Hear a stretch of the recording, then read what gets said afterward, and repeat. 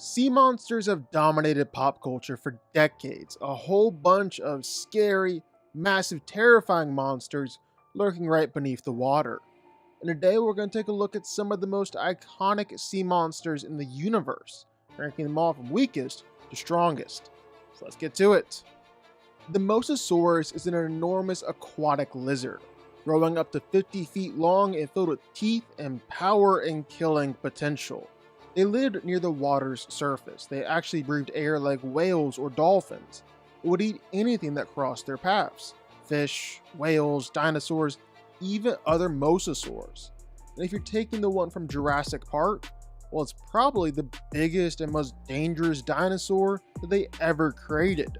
You really don't want to be in the same water as this thing, but it's still coming in the bottom of our list.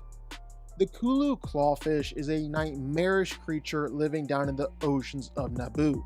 It's like a bizarre mixture of a crocodile and an eel. It's one of the top predators on the planet.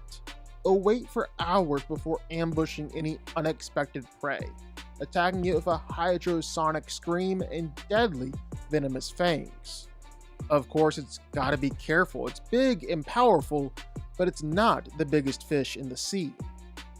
The Megalodon is one of the largest predators to have ever lived, an apex predator swimming down in the dark depths of the ocean.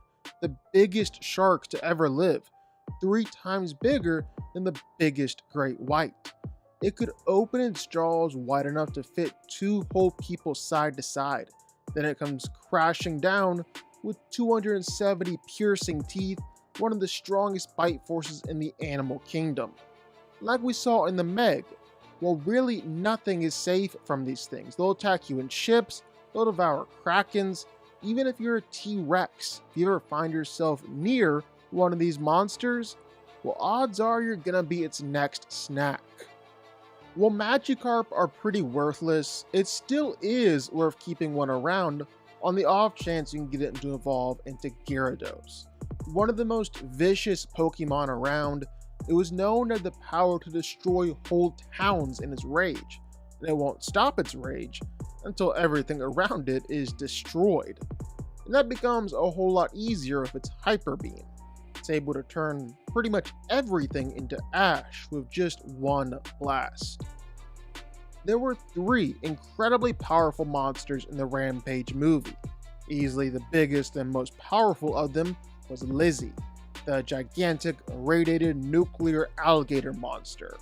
Coming in at 225 feet, she truly is absolutely massive. And in the movie, well, Lizzie was able to easily channel her inner Godzilla and plow through buildings and whole cities. The loyal pet of Davy Jones, the Kraken is a force of absolute destruction. It will ruthlessly hunt down any ship that Davy Jones tells it to, completely annihilating it and sinking it into the depths of the ocean. It's rumored to have existed for as long as there's been water on the Earth, and it terrorized the oceans under Davy Jones' command, until Davy Jones himself was forced to kill it. If there's one thing we learn from Qui-Gon Jinn, well, it's that there's always a bigger fish. And the biggest of them all is the Sando Aqua Monster, the biggest creature living in the ocean of Naboo. We don't know much about them. They're more myth and legend than anything else, but that doesn't stop them from eating everything around. The legendary sea monster of epic proportions, coming in at 200 feet tall, the Kraken is so big and powerful that it's able to give the Greek gods nightmares.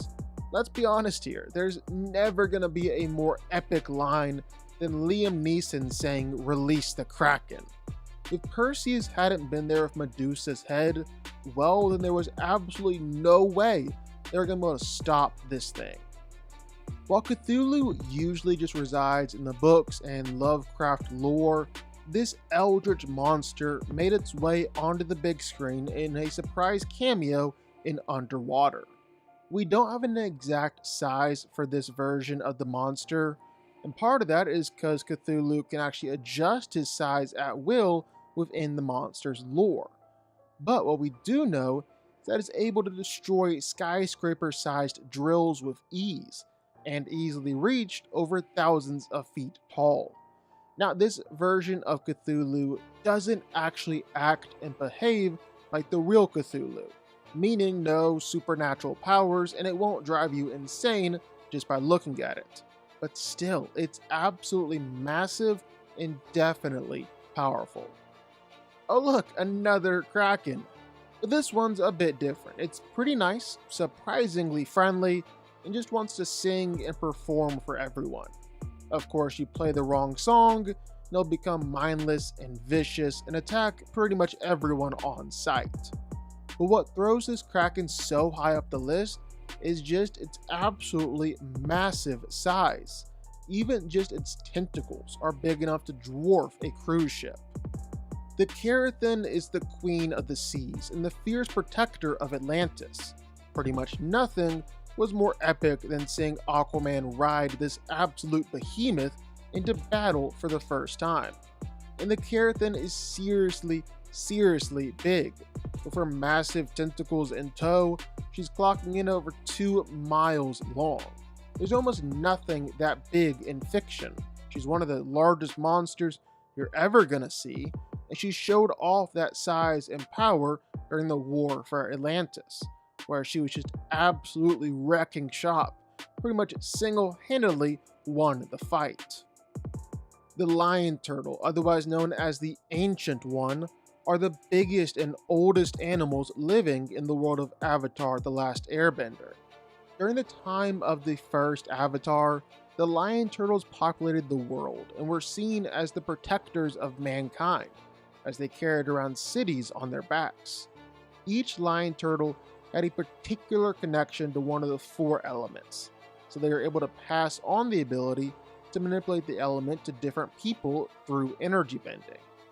However, there came a time where lion turtles no longer needed to protect mankind 24/7, started to roam around the world, where they were unfortunately hunted to near extinction.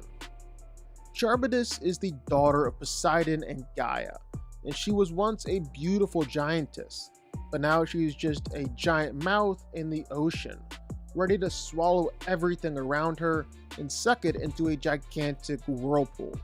She can destroy everything within a half-mile radius just by opening her mouth, forming a whirlpool, sucking in everything around her, then launching it back out in a devastating blast.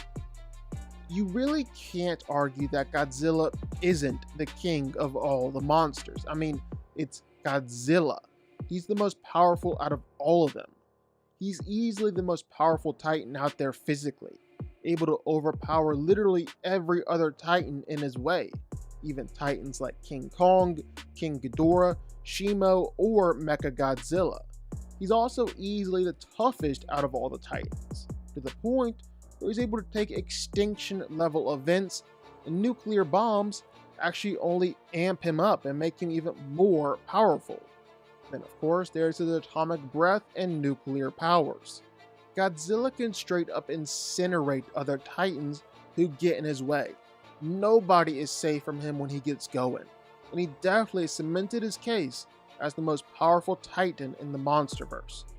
No question about it. But unfortunately, he's not quite the most powerful sea monster that we've ever seen. That honor would have to go to Jormungandr, the World Serpent.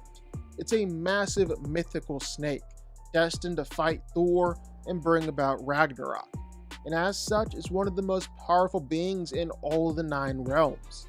In fact, Jormungandr's fight with Thor was so destructive and devastating that they splintered the World Tree, which was the thing responsible for holding up the 9 realms, and it ended with Jormungandr actually being sent back in time by Thor's attacks, something that Kratos literally couldn't comprehend. You know it's gotta be crazy if Kratos himself can't even understand it. And all that definitely makes the World Serpent the most powerful sea monster that you'll ever see. But what do y'all think? Sound off in the comments down below. I know you're gonna have thoughts and feelings on this one for sure. If you stuck around this long and made it to the end of the video, that's amazing. Thank you so much for watching and for supporting us. And if you want to go subscribe, well, go subscribe. You're going to see more videos like this one every single week. I'll see y'all then. I'll see y'all next time.